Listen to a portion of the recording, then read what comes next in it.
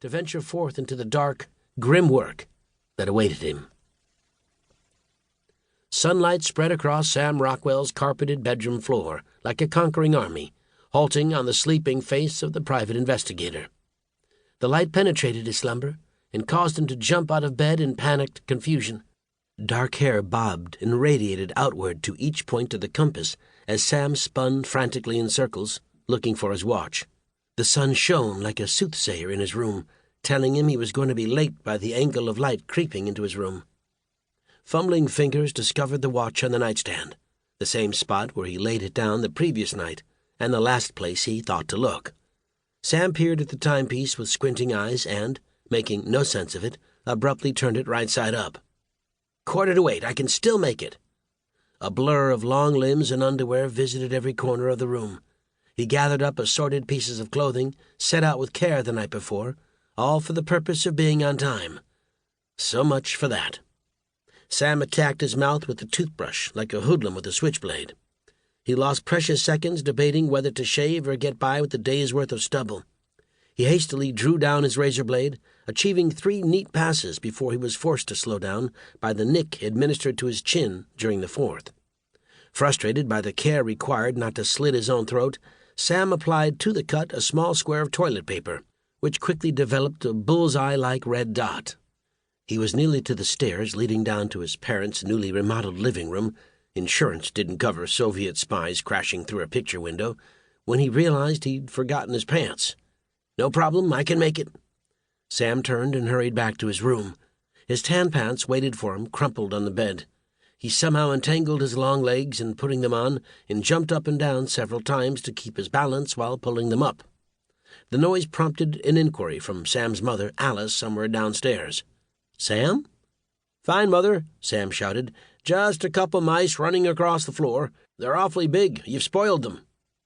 Fastening his belt as he went, Sam burst into the kitchen and crammed a waiting slice of toast into his mouth. He pressed the hasty breakfast into his cheek and presented the mound to receive his mother's kiss. "You should have woke me up." "What?" asked Alice. The bread obscured his words. Sam swallowed. "I said you should have woken me up." Alice shrugged her shoulders, her pearl necklace swaying slightly from the motion. Clearly she'd been up and dressed for some time. "It wouldn't exactly be fair to Amelia if I aided you, now would it, Samuel? I'm your only son. You should be rooting for me." Sam bit another chunk of toast and held it in his hand, making his way to the coat rack. "She's my future daughter-in-law.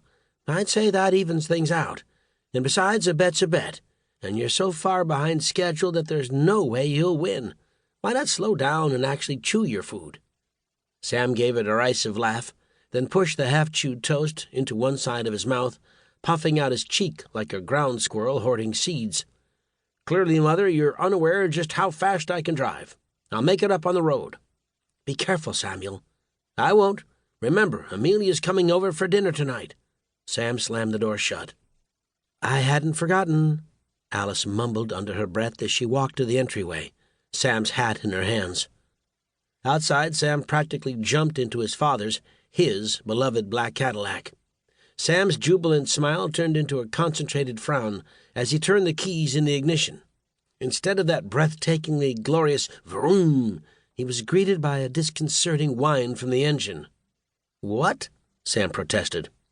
He was about to try and turn the motor over again when he caught a glimpse of his mother standing on the front porch waving his hat, a mocking grin accentuating her carefully coiffed hair. "The world's turned against me." Sam jogged the 30 feet up the driveway back to the front door, a wan smile answering his mother's triumphant grin. "I believe that," he snatched the hat from Alice's still waving hand, "belongs to me. Though I'm sure you'd make it work if you ever want to borrow it." "Don't look so sour. You've got no one to blame but yourself."